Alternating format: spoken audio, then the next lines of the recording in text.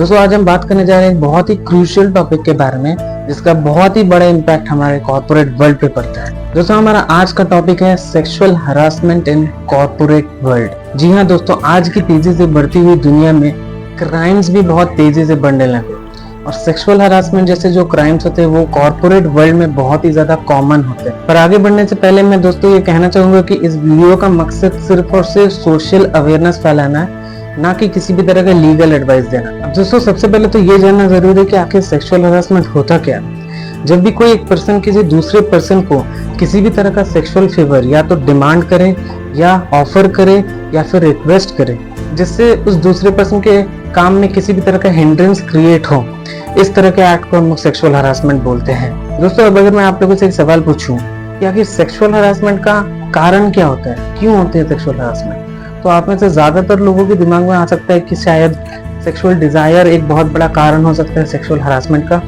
पर क्या सिर्फ सेक्सुअल डिजायर ही एक बहुत बड़ा कारण होता है सेक्सुअल हरासमेंट का? तो दोस्तों इसका जवाब है नहीं, क्योंकि सेक्सुअल हरासमेंट का कारण सिर्फ सेक्सुअल डिजायर्स नहीं होते हैं। इसके पीछे और भी बहुत सारे कारण होते हैं। चलिए हम लोग एक एक करके उन सारे कारणों को डिस्कस करते हैं। दोस्तों इसमें सबसे पहले आ जाता है पावर डायनामिक। पावर डायनामिक का क्या मतलब होता है? दोस्तों पावर डायनामिक का मतलब होता है जब भी कोई ऐसा पर्सन जो किसी हायर अथॉरिटी में बैठा हुआ है, जैसे कि आपका कंपनी का एम्प्लॉयर ही हो गया, वो अपने पावर दिखाने के लिए यानी कि अपनी डोमिनेंसी बताने के लिए सेक्सुअल हरासमेंट जैसी एक्ट को परफॉर्म करता है अपने सबऑर्डिनेट्स के ऊपर। अब दोस्तों दूसरे नंबर पे आता है कल्चरल नॉर्म्स एंड एटीट्यूड। इसका क्या मतलब होता है? इसका मतलब होता है कि कोई ऐसी वर्किंग एनवायरनमेंट या कोई ऐसा वर्किंग प्लेस जहाँ पर सेक्सुअल हरासमेंट जैसे चीजों को बहुत ही ज्यादा नॉर्मलाइज कर दिया जाता है, यानी कि उसको ना ही एक मिसकंडक्ट की तरह देखा जाता है, उल्टा उस चीज को नेग्लेक्ट कर दिया जाता है, या फिर सेक्सुअल हरासमेंट जैसे चीजों को प्रमोट कर दिया जाता है। इस तरह के वर्किंग एनवायरनमेंट होने के कारण भी कई बार सेक्सुअल हरासमेंट को मोटिवेशन मिल जाता है आगे बढ़ने के लिए। तो दोस्तों तीसरे नंबर पे आता है जो सबसे ज्यादा इंपॉर्टेंट चीज है, that is lack of education. ये एक बहुत बड़ा कारण बन जाता है जिसके कारण बहुत सारे लोग सेक्सुअल हरासमेंट जैसे मिसकंडक्ट को परफॉर्म करते हैं।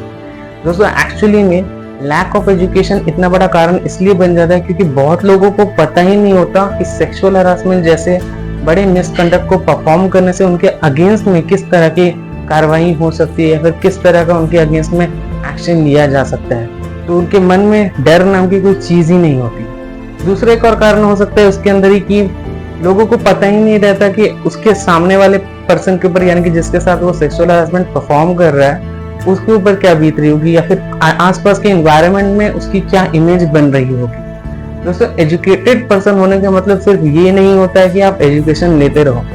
एजुकेटेड पर्सन होने का ये भी मतलब होता है कि आप उस एजुकेशन को लेने के बाद उसका इस्तेमाल भी करो, तब एक पर्सन एक्चुअली में एजुकेटेड पर्सन कहलाता है। दोस्तों अब बारी है इस वीडियो के सबसे ज्यादा इंपॉर्टेंट टॉपिक की तरफ जाने की, दैट इज अवेयरनेस फैलाना।